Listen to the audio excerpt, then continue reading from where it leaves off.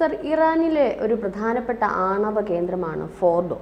ഇതിപ്പോൾ ഇസ്രായേൽ ഭാഗികമായി തകർത്തു എന്നുള്ള വാർത്തകളൊക്കെയാണ് പുറത്തു വരുന്നത്. ഈ ഫോർഡോയുടെ പ്രത്യേകത എന്താണ്? ഈ തകർത്തോ, ഭാഗികമായി തകർത്തോ, അത് പൂർണ്ണമായും തകർന്നോ? അതിൻ്റെ വിശദാംശങ്ങൾ എന്തൊക്കെയാണ്? ഇറാനിൽ ഇറാൻ്റെ യുറേനിയം സമ്പുഷ്ടീകരണം നടക്കുന്ന അല്ലെങ്കിൽ അത് നടത്താൻ കഴിയുന്ന ഒരു ആണവ കേന്ദ്രമാണ് ഫോർഡോ എന്നാണ് പറയുന്നത്.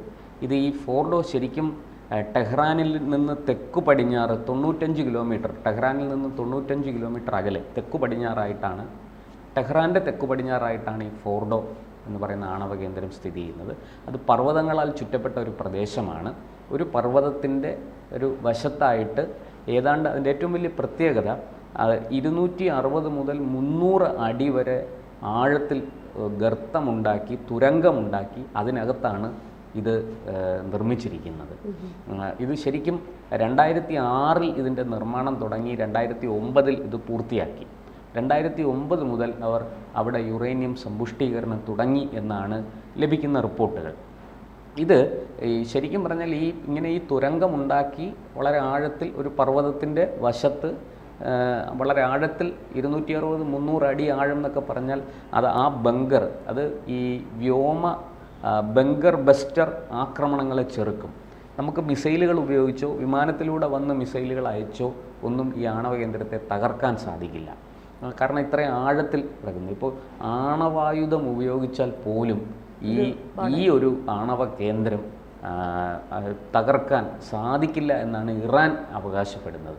നമുക്കെന്തായാലും ഈ ഇറാൻ്റെ അവകാശവാദം ശരിയാണോ തെറ്റാണോ എന്നൊന്നും നമുക്കിപ്പോൾ പറയാൻ പറ്റില്ല. കാരണം ഇതിന് മറ്റൊരു പ്രത്യേകതയുണ്ട്. ഈ ഫോർഡോയ്ക്ക് വളരെ കൃത്യമായിട്ട് അതിനെ സംരക്ഷിക്കുന്നത് റഷ്യയുടെ വ്യോമ പ്രതിരോധ സംവിധാനമാണ്. ഈ ഫോർഡോയെ സംരക്ഷിക്കുന്നത്, അതിന് കാവൽ നിൽക്കുന്നത് റഷ്യ കൊടുത്ത വ്യോമ പ്രതിരോധ സംവിധാനമാണ്. ഇറാൻ അത് റഷ്യയിൽ നിന്ന് വാങ്ങിയതാണ്. അതുകൊണ്ട് തന്നെ ഇറാനെ സംബന്ധിച്ച് ഇറാൻ്റെ ഒരു സ്വകാര്യ അഹങ്കാരം പോലെയാണ് ഈ ഫോർഡോ. ഞങ്ങൾ വളരെ എന്താ പറയണ്ടേ, സുരക്ഷിതരാണ്, ഫോർഡോയെ ആർക്കും ഒന്നും ചെയ്യാൻ സാധിക്കില്ല എന്നൊക്കെ ഉള്ള ഒരു ഇതുണ്ട്. 2016 അമേരിക്കയും പാശ്ചാത്യ രാജ്യങ്ങളുമായിട്ട് ഇറാൻ ആണവ കരാറിൽ ഏർപ്പെട്ടു. അതിൻ്റെ ഫലമായിട്ട് യുറേനിയം സമ്പുഷ്ടീകരണം അവർ നിർത്തിവെച്ചു. പകരം അതിനൊരു ഗവേഷണ കേന്ദ്രമാക്കി മാറ്റി. അങ്ങനെ ഇടക്കാലത്ത് ഈ ഫോർഡോയെ സംബന്ധിച്ച ഒരു ഭീഷണി അമേരിക്കയ്ക്കും ഇസ്രായേലിനുമൊക്കെ ഒഴിഞ്ഞുപോയി. പക്ഷേ ഇതെന്താ പറ്റിയെന്ന് വെച്ചാൽ 2018 ഈ അമേരിക്ക കരാറിൽ നിന്നങ്ങ് പിന്മാറി. അതിന് പല കാരണങ്ങളുണ്ട്, നമുക്ക് അമേരിക്കയെ കുറ്റപ്പെടുത്താൻ പറ്റില്ല, അതിൻ്റെ വിശദാംശങ്ങളിലേക്ക് ഞാൻ പോകുന്നില്ല. എന്തായാലും ഈ ഇറാനും അമേരിക്കയും തമ്മിലുള്ള ആ ഒരു വിശ്വാസം, പരസ്പര വിശ്വാസം നഷ്ടപ്പെടുകയും അമേരിക്ക ഏകപക്ഷീയമായിട്ട് കരാറിൽ നിന്ന് പിൻവാങ്ങുകയും ചെയ്തു.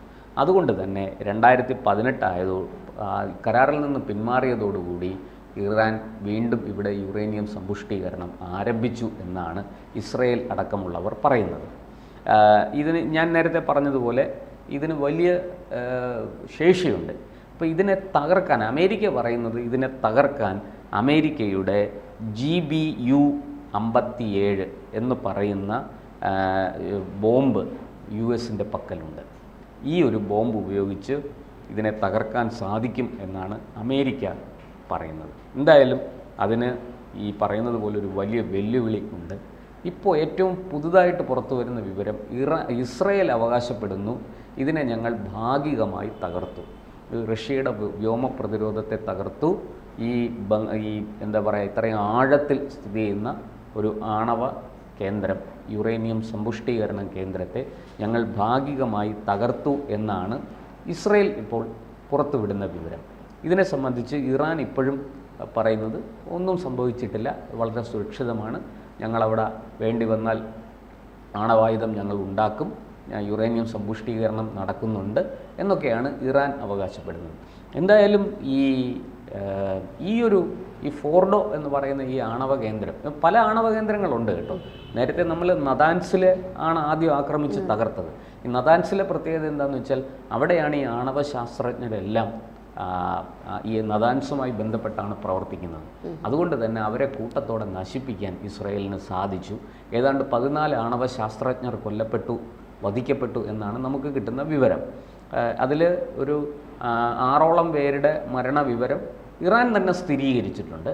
പക്ഷേ അല്ലാതെയുള്ള ഒരു 9 പേരുടെ കൂടെ 8-9 പേരുടെ ചിത്രങ്ങൾ കൂടി ഈ ഇസ്രായേൽ പുറത്തു വിട്ടു. ഇതാ ഇവരെയൊക്കെ ഞങ്ങൾ വധിച്ചു എന്ന് പറഞ്ഞ് ഇസ്രായേൽ പുറത്തു വിട്ടു. ഇറാൻ അതിനെക്കുറിച്ചൊന്നും മിണ്ടിയിട്ടില്ല. അപ്പോൾ ഇസ്രായേൽ വെറുതെ അങ്ങനെ നമുക്കറിയാം പൊതുവേ ഇസ്രായേലിനെ സംബന്ധിച്ച് അവർ കാര്യങ്ങൾ വ്യക്തമായി പറയും, ഇല്ലെങ്കിൽ അവരൊന്നും മിണ്ടില്ല. ഇപ്പോൾ ഇസ്രായേലിൽ എത്ര പേർ കൊല്ലപ്പെട്ടു എന്ന് ചോദിച്ചാൽ അവരുടെ കയ്യിൽ കൃത്യമായ കണക്കുണ്ട്, അതവർ പറയുകയും ചെയ്യും. ഇപ്പോൾ കഴിഞ്ഞ ദിവസത്തെ ആക്രമണത്തിൽ 24 പേര്, ഇറാൻ്റെ ആക്രമണത്തിൽ 24 പേര്, അവിടെ ഒരു ഹോസ്പിറ്റലിൽ ആക്രമിച്ചു, അതിൽ 24 പേർ മരിച്ചു എന്ന് പറയുന്നത് ഇസ്രായേൽ പുറത്തുവിട്ട വിവരമാണ്. അത് ഇറാൻ പുറത്തുവിട്ടതല്ല, ഇസ്രായേൽ തന്നെ സമ്മതിച്ചു ഞങ്ങളുടെ 24 പേര് മരിച്ചിട്ടുണ്ട് ഈ ആക്രമണത്തിൽ എന്ന് അവർ തന്നെ വെളിപ്പെടുത്തുകയാണ്. അതുപോലെ ഈ ഇറാനിൽ ഉണ്ടാകുന്ന നാശനഷ്ടങ്ങളെക്കുറിച്ചും ഇസ്രായേൽ വളരെ കൃത്യമായിട്ടാണ് പറയുന്നത്. അതിശയോക്തി ഒന്നുമില്ല. ഈ പാകിസ്ഥാനൊക്കെ പറയുന്നത് പോലെ ചുമ്മാ ഇങ്ങനെ ഈ പുളുവടിക്കുന്ന പരിപാടി ഇസ്രായേലിനില്ല. ഞങ്ങൾ അത് ചെയ്തു ഇത് ചെയ്തു. ഇപ്പോഴും പാകിസ്ഥാനിലെ 65-ലെ യുദ്ധവും 71-ലെ യുദ്ധവും 99-ലെ യുദ്ധമൊക്കെ ഇന്ത്യ പരാജയപ്പെട്ടെന്നും പാകിസ്ഥാൻ ജയിച്ചെന്നുമാണ് അവർ വീരവാദം മുഴക്കിക്കൊണ്ട് നടക്കുന്നത്. സത്യം എന്താണെന്ന് ലോകത്തിനറിയാം. ഈ പറയുന്ന പൊട്ടന്മാർക്ക് മാത്രമേ അത് വിശ്വസിക്കാൻ സാധിക്കുകയുള്ളൂ. എന്തായാലും അതുപോലെയൊന്നും ഇസ്രായേൽ ചെയ്യില്ല.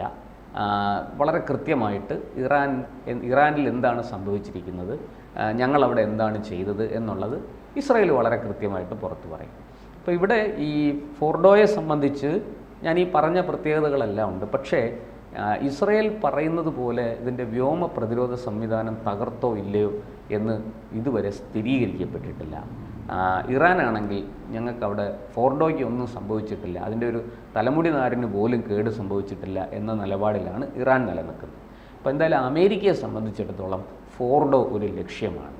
എന്നാൽ ഫോർഡോയെ തകർക്കാൻ ഈ അമേരിക്കയുടെ അവകാശവാദം അനുസരിച്ച് അവരുടെ കൈവശമുള്ള ഈ GBU 57 എന്ന് പറയുന്ന ബോംബ് അവർക്ക് ഉപയോഗിച്ചാൽ ഈ കേന്ദ്രത്തെ തകർക്കാൻ സാധിക്കുമെന്നാണ് പറയുന്നത്. അതിൻ്റെ സാങ്കേതികമായ വശങ്ങളെക്കുറിച്ച് നമുക്ക് കൂടുതൽ വിവരങ്ങൾ ലഭ്യമല്ല. എന്തായാലും അത്തരത്തിലൊരു നീക്കത്തിലേക്ക് അമേരിക്കയ്ക്ക് പോയേ മതിയാവും.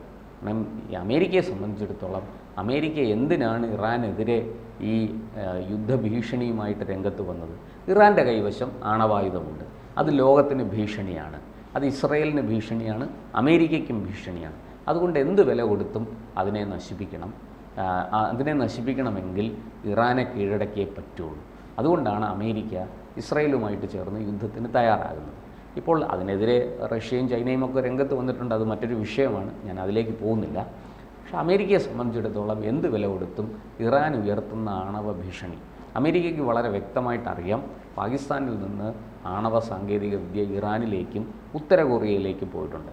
ഈ 2 രാജ്യങ്ങളും ലോക സമാധാനത്തിന് ഭീഷണിയാണ് എന്നാണ് അമേരിക്ക പറയുന്നത്. കാരണം ഇവിടുത്തെ ഭരണാധികാരികൾ അത്തരത്തിലുള്ളവരാണ്. പക്ഷെ അത്തരത്തിലൊരു കാര്യം ഇരിക്കുമ്പോൾ തന്നെയാണല്ലോ അസിം മുനീറിനെ വിരുന്ന് സൽക്കാരത്തിന് ട്രംപ് ക്ഷണിച്ചത്. അതെ, തീർച്ചയായിട്ടും അസിം മുനീറിനെ വിളിച്ചതും ട്രംപിൻ്റെ തന്ത്രമാണ്. കാരണം ഇറാനുമായിട്ട് അതിർത്തി പങ്കിടുന്ന ഒരു രാജ്യമാണ് പാകിസ്ഥാൻ. അതുകൊണ്ട് തന്നെ ഇറാനെ ആക്രമിക്കണമെങ്കിൽ പാകിസ്ഥാൻ്റെ സഹായം വേണ്ടി വരും. ഈ പാകിസ്ഥാനെ അമേരിക്ക ഉപയോഗിക്കുകയാണ്. അത് ഇതുവരെ നമുക്കിപ്പോഴും മനസ്സിലാകാത്തൊരു കാര്യം. ഈ പാകിസ്ഥാൻ എല്ലാവർക്കും അറിയാം, നമ്മുടെ മുന്നിൽ പാകിസ്ഥാന് 3 ദിവസം, കേവലം 3 ദിവസം പിടിച്ചു നിൽക്കാൻ പറ്റിയില്ല. ഇത് നമ്മുടെ സൈനിക ശേഷിയുടെ 100-1 പോലും പുറത്തെടുത്തിട്ടില്ല. 100-1. അങ്ങനെ അത്രയും മാരകമായൊരു പ്രഹരമാണ് നമ്മളെ ഏൽപ്പിക്കുന്നതെങ്കിൽ പാകിസ്ഥാൻ പിന്നെ ഭൂമുഖത്തുണ്ടാവില്ല. നമ്മളീ കരുതുന്ന പോലെയല്ല. ഇന്ത്യ ഇന്നൊരു വലിയ ശക്തിയാണ്, വൻ ശക്തിയാണ്, പ്രത്യേകിച്ചും വൻ സൈനിക ശക്തിയാണ്. നമ്മുടെ തമിഴ്നാടെന്ന് പറയുന്ന സംസ്ഥാനം പാകിസ്ഥാൻ്റെ GDP-യേക്കാൾ മുന്നിലാണ്.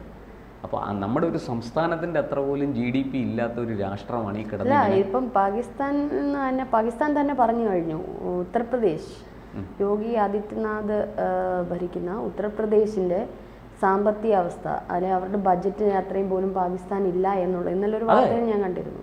അല്ല, അതാണ് ഞാൻ പറഞ്ഞത്. ഈ നമ്മുടെ ഒരു തെക്കേ ഇന്ത്യയിൽ കിടക്കുന്ന ഒരു സംസ്ഥാനമാണ് തമിഴ്നാട്. തമിഴ്നാട് വളരെ സമ്പന്നമായ സംസ്ഥാനം തന്നെയാണ്, അതിൽ തർക്കമില്ല. പക്ഷേ തമിഴ്നാടിൻ്റെ GDP പാകിസ്ഥാനെ ക്രോസ് ചെയ്തിട്ട് കാലം കുറേയായി, നമ്മളിത് അറിയുന്നില്ല എന്നുള്ളതാണ്. അപ്പോൾ അങ്ങനെയുള്ള ഈ പാകിസ്ഥാൻ്റെ മണ്ണിനെ ഏറ്റവും കൂടുതൽ ദുരുപയോഗം ചെയ്യുന്നത് അമേരിക്ക തന്നെയാണ്.